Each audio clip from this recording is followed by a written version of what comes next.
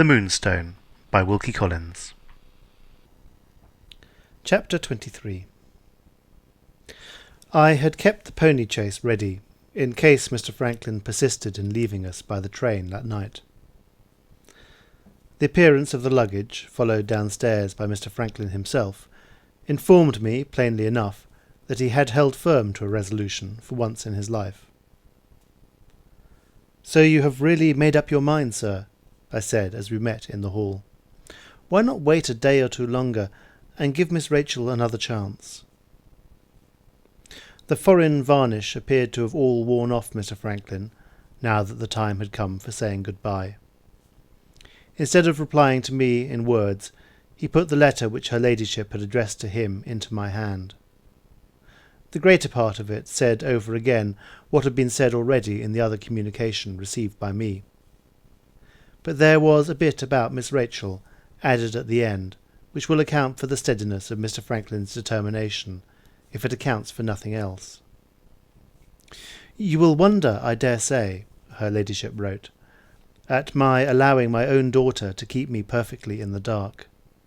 A diamond worth £20,000 has been lost, and I am left to infer that the mystery of its disappearance is no mystery to Rachel, and that some incomprehensible obligation of silence has been laid on her by some person or persons utterly unknown to me, with some object in view which I cannot even guess.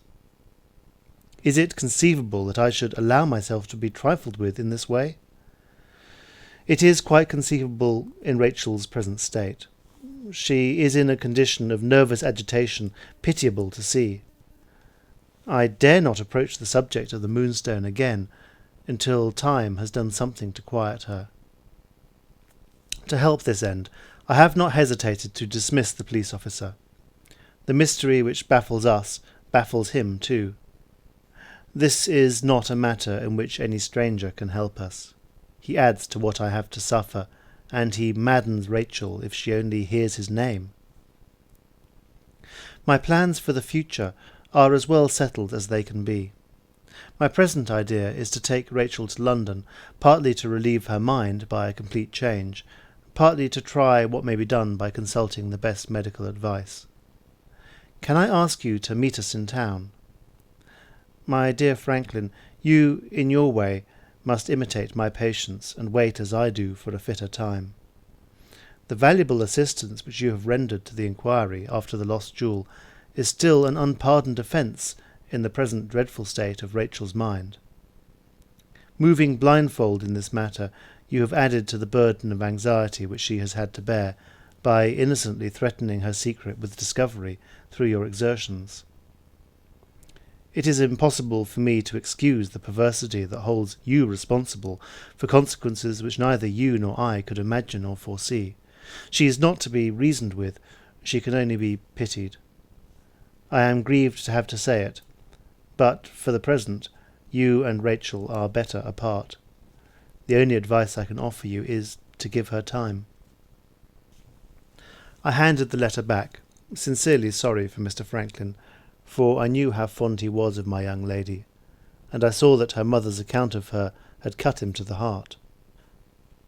"You know the proverb, sir," was all I said to him. "When things are at the worst, they're sure to mend. Things can't be much worse, Mr. Franklin, than they are now."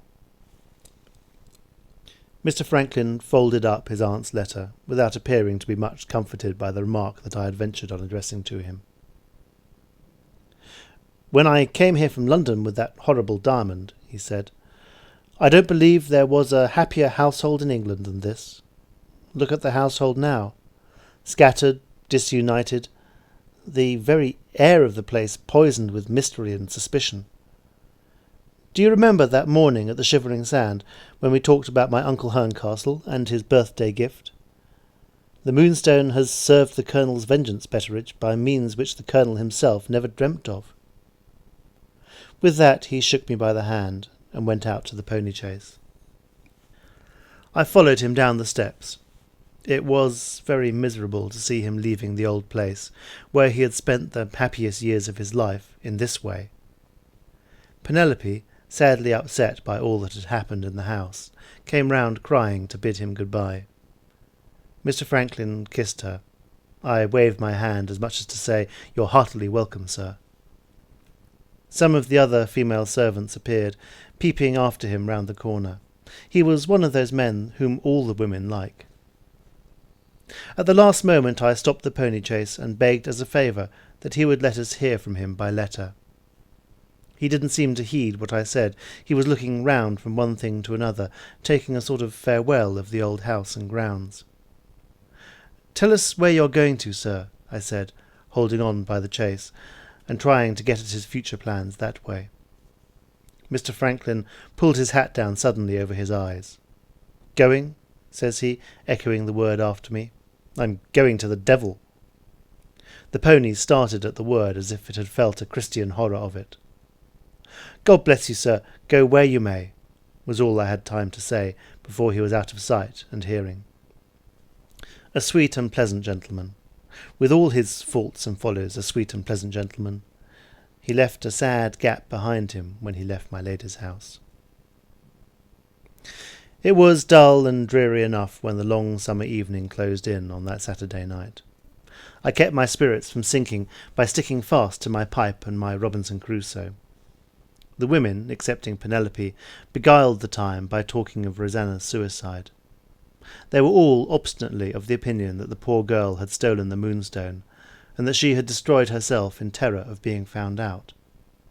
My daughter, of course, privately held fast to what she had said all along. Her notion of the motive, which was really at the bottom of the suicide, failed, oddly enough, just where my young lady's assertion of her innocence failed also. It left Rosanna's secret journey to Fritzinghall, and Rosanna's proceedings in the matter of the nightgown, entirely unaccounted for. There was no use in pointing this out to Penelope. The objection made about as much impression on her as a shower of rain on a waterproof coat. The truth is, my daughter inherits my superiority to reason, and in respect to that accomplishment has got a long way ahead of her own father.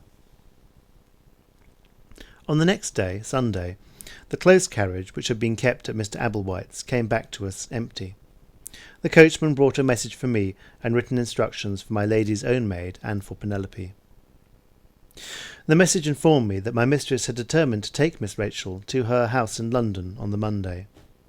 The written instructions informed the two maids of the clothing that was wanted, and directed them to meet their mistresses in town at the given hour. Most of the other servants were to follow. My lady had found Miss Rachel so unwilling to return to the house, after what had happened in it, that she had decided on going to London direct from Fritzinghall. I was to remain in the country until further orders, to look after things indoors and out. The servants left with me were to be put on board wages. Being reminded by all this of what Mr. Franklin had said about our being a scattered and disunited household, my mind was led naturally to Mr. Franklin himself. The more I thought of him, the more uneasy I felt about his future proceedings. It ended in my writing by the Sunday's post to his father's valet, Mr. Jeffco, whom I had known in former years, to beg he would let me know what Mr. Franklin had settled to do on arriving in London. The Sunday evening was, if possible, duller even than the Saturday evening. We ended the day of rest, as hundreds of thousands of people end it regularly, once a week in these islands. That is to say, we all anticipated bedtime, and fell asleep in our chairs. How the Monday affected the rest of the household, I don't know. The Monday gave me a good shake-up. The first of Sergeant Cuff's prophecies of what was to happen, namely that I should hear from the Yollands, came true on that day. I had seen Penelope and my lady's maid off in the railway with the luggage for London, and was pottering about the grounds, when I heard my name called. Turning round, I found myself face to face with the fisherman's daughter, limping Lucy. Bating her lame foot and her leanness, the last a horrid drawback in a woman, in my opinion, the girl had some pleasing qualities in the eye of a man. A dark, keen, clever face, and a nice, clear voice, and a beautiful brown head of hair counted among her merits. A crutch appeared in the list of her misfortunes, and a temper reckoned high in the sum total of her defects. "Well, my dear," I said, "what do you want with me?" "Where's the man you call Franklin Blake?" says the girl, fixing me with a fierce look as she rested herself on her crutch. "That's not a respectful way to speak of any gentleman," I answered. "If you wish to inquire for my lady's nephew, you will please mention him as Mr. Franklin Blake." She limped a step nearer to me, and looked as if she could have eaten me alive. "Mr. Franklin Blake," she repeated after me. "Murderer Franklin Blake would be a fitter name for him." My practice with the late Mrs. Betteridge came in handy here. Whenever a woman tries to put you out of temper, turn the tables and put her out of temper instead. They are generally prepared for every effort you can make in your defence, but that. One word does it as well as 100, and one word did it with Limping Lucy. I looked her pleasantly in the face, and I said, "Pooh." The girl's temper flamed out directly. She poised herself on her sound foot, and she took her crutch and beat it furiously 3 times on the ground. "He's a murderer! He's a murderer! He's a murderer! He has been the death of Rosanna Spearman!" She screamed out that answer at the top of her voice. 1 or 2 of the people at work in the grounds near us looked up, saw it was Limping Lucy, knew what to expect from that quarter, and looked away again. "He has been the death of Rosanna Spearman?" I repeated. "What makes you say that, Lucy?" "What do you care? What does any man care? Oh, if she had only thought of the men as I think, she might have been living now." "She always thought kindly of me, poor soul," I said, "and to the best of my ability I have always tried to act kindly by her." I spoke these words in as comforting manner as I could. The truth is, I hadn't the heart to irritate the girl by another of my smart replies. I had only noticed her temper at first. I noticed her wretchedness now, and wretchedness is not uncommonly insolent, you will find, in humble life. My answer melted Limping Lucy. She bent her head down and laid it on the top of her crutch. "I loved her," the girl said softly. "She had lived a miserable life, Mr. Betteridge. Vile people had ill-treated her and led her wrong, and it hadn't spoiled her sweet temper. She was an angel. She might have been happy with me. I had a plan for our going to London together, like sisters, and living by our needles. That man came here and spoilt it all. He bewitched her. Don't tell me he didn't mean it and didn't know it. He ought to have known it. He ought to have taken pity on her. I can't live without him, and, oh, Lucy, he never even looks at me. That's what she said. Cruel, cruel, cruel, I said. No man is worth fretting for in that way. And she said, there are men worth dying for, Lucy, and he is one of them. I had saved up a little money. I had settled things with father and mother. I meant to take her away from the mortification she was suffering here. We should have had a little lodging in London and lived together, like sisters. She had a good education, sir, as you know, and she wrote a good hand. She was quick at her needle. I have a good education, and I write a good hand. I'm not as quick at my needle as she was, but I could have done. We might have got our living nicely. And what happens this morning? What happens this morning? Her letter comes and tells me that she is done with the burden of her life. Her letter comes and bids me good-bye forever. Where is he? Cries the girl, lifting her head from the crutch and flaming out again through her tears. Where's this gentleman that I mustn't speak of except with respect? Ha, Mr. Betteridge, the day is not far off when the poor will rise against the rich. I pray heaven they may begin with him. I pray heaven they may begin with him. Here was another of your average good Christians, and here was the usual breakdown, consequent of that same average Christianity being pushed too far. The parson himself, though I own this is saying a great deal, could hardly have lectured the girl in the state she was in now. All I ventured to do was to keep her to the point, in the hope of something turning up which might be worth hearing. "What do you want with Mr. Franklin Blake?" I asked. "I want to see him." "For anything particular?" "I have got a letter to give him." "From Rosanna Spearman?" Yes. Sent to you in your own letter? Yes. Was the darkness going to lift? Were all the discoveries that I was dying to make coming and offering themselves to me of their own accord? I was obliged to wait a moment. Sergeant Cuff had left his infection behind him. Certain signs and tokens, personal to myself, warned me that the detective fever was beginning to set in again. "You can't see Mr. Franklin," I said. "I must and will see him. He went to London last night." Limping Lucy looked me hard in the face, and saw that I was speaking the truth. Without a word more, she turned about again instantly towards Cobb's Hole. "Stop," I said. "I expect news of Mr. Franklin Blake tomorrow. Give me your letter, and I'll send it on to him by the post." Limping Lucy steadied herself on her crutch, and looked back at me over her shoulder. "I am to give it from my hands into his hands," she said, "and I am to give it to him in no other way." "Shall I write and tell him what you have said?" "Tell him I hate him, and you will tell him the truth." "Yes, yes, but about the letter." "If he wants the letter, he must come back here and get it from me." With those words she limped off on the way to Cobb's Hole. The detective fever burnt up all my dignity on the spot. I followed her and tried to make her talk. All in vain. It was my misfortune to be a man, and Limping Lucy enjoyed disappointing me. Later in the day I tried my luck with her mother.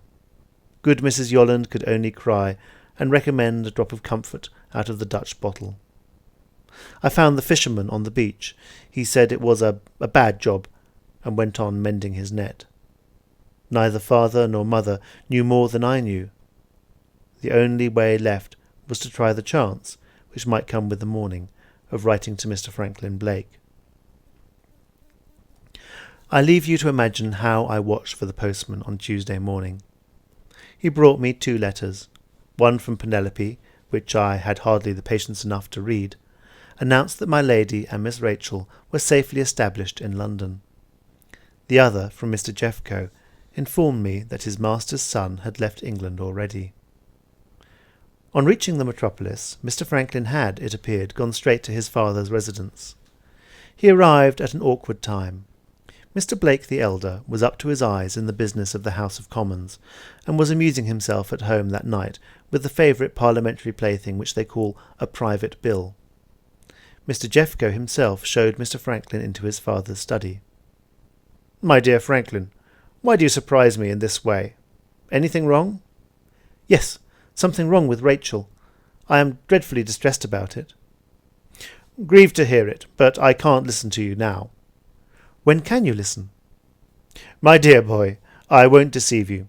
I can listen at the end of the session, not a moment before. Good night." "Thank you, sir, and good night." Such was the conversation inside the study, as reported to me by Mr. Jeffco. The conversation outside the study was shorter still. "Jeffco, see what time the tidal train starts tomorrow morning." "At 6:40, Mr. Franklin." "Have me called at 5. "Going abroad, sir?" "Going, Jeffco, wherever the railway chooses to take me." "Shall I tell your father, sir?" "Yes, tell him at the end of the session." The next morning Mr. Franklin had started for foreign parts. To what particular place he was bound, nobody, himself included, could presume to guess. We might hear of him next in Europe, Asia, Africa, or America. The chances were as equally divided as possible, in Mr. Jeffco's opinion, among the 4 quarters of the globe.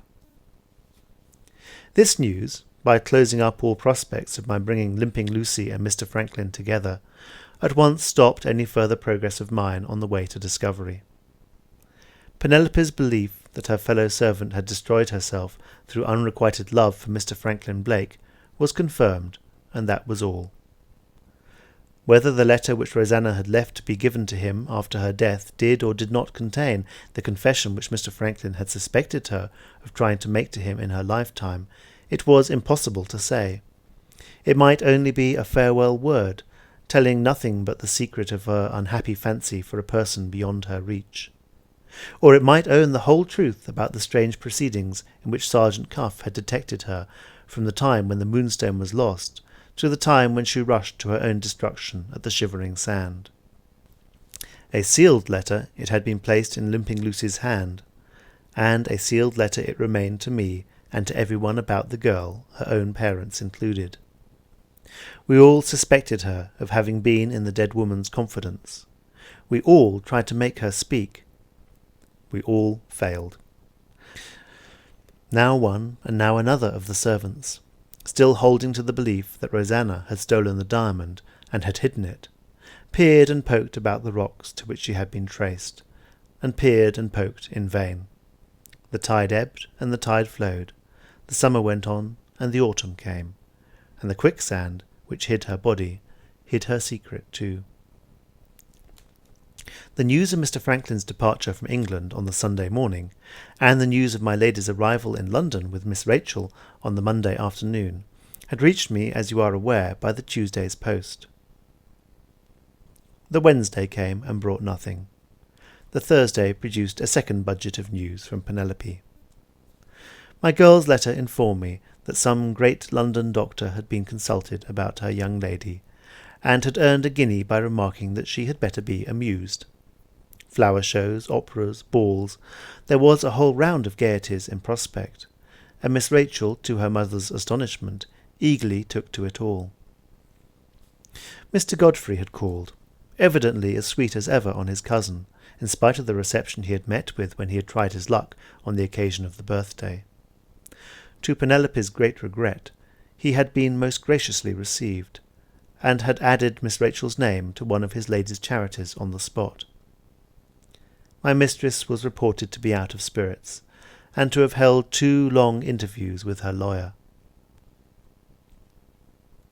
Certain speculations followed, referring to a poor relation of the family, one Miss Clack, whom I have mentioned in my account of the birthday dinner as sitting next to Mr. Godfrey and having a pretty taste in champagne. Penelope was astonished to find that Miss Clack had not called yet. She would surely not be long before she fastened herself on my lady as usual, and so forth, in the way that women have of girding at each other on and off paper. This would not have been worth mentioning, I admit, but for one reason. I hear that you are likely to be turned over to Miss Clack after parting with me.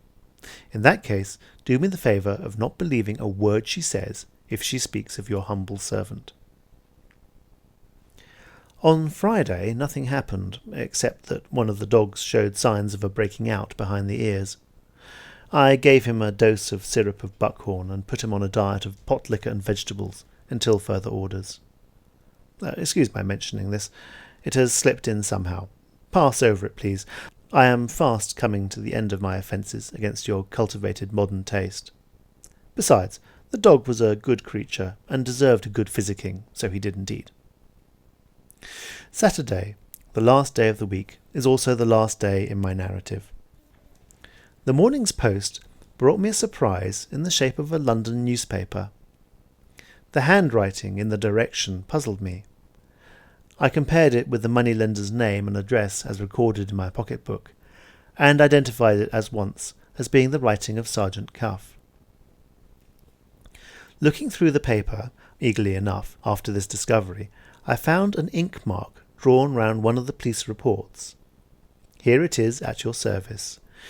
Read it as I read it, and you will set the right value on the sergeant's polite attention in sending me the news of the day. Lambeth. Shortly before the closing of the court, Mr. Septimus Luca, the well-known dealer in ancient gems, carvings, intagli, etc., applied to the sitting magistrate for advice. The applicant stated that he had been annoyed at intervals throughout the day by the proceedings of some of those strolling Indians who infest the streets. The persons complained of were 3 in number. After having been sent away by the police, they had returned again and again, and had attempted to enter the house on pretence of asking for charity. Warned off in the front, they had been discovered again at the back of the premises. Besides the annoyance complained of, Mr. Luca expressed himself as under some apprehension that robbery might be contemplated. His collection contained many unique gems, both classical and oriental, of the highest value. He had, only the day before, been compelled to dismiss a workman in ivory from his employment, a native of India, as we understood, on suspicion of attempted theft, and he felt by no means sure that this man and the street jugglers of whom he complained might not be acting in concert. It might be their object to collect a crowd and create a disturbance in the street, and, in the confusion thus caused, to obtain access to the house. In reply to the magistrate, Mr. Luca admitted that he had no evidence to produce of any attempt at robbery being in contemplation. He could speak positively to the annoyance and interruption caused by the Indians, but not to anything else. The magistrate remarked that, if the annoyance were repeated, the applicant could summon the Indians to that court, where they might easily be dealt with under the Act. As to the valuables in Mr. Luca's possession, Mr. Luca himself must take best measures for their safe custody. He would do well, perhaps, to communicate with the police, and to adopt such additional precautions as their experience might suggest. The applicant thanked his worship and withdrew. One of the wise ancients is reported, I forget on what occasion, as having recommended his fellow creatures to look to the end. Looking to the end of these pages of mine, and wondering for some days past how I should manage to write it, I find my plain statement of facts coming to a conclusion most appropriately of its own self. We have gone on, in this manner of the Moonstone, from one marvel to another, and here we end with the greatest marvel of all, namely the accomplishment of Sergeant Cuff's 3 predictions in less than a week from the time when he had made them. After hearing from the Yollands on the Monday, I had now heard of the Indians and heard of the moneylender in the news from London, Miss Rachel herself, remember, being also in London at the time.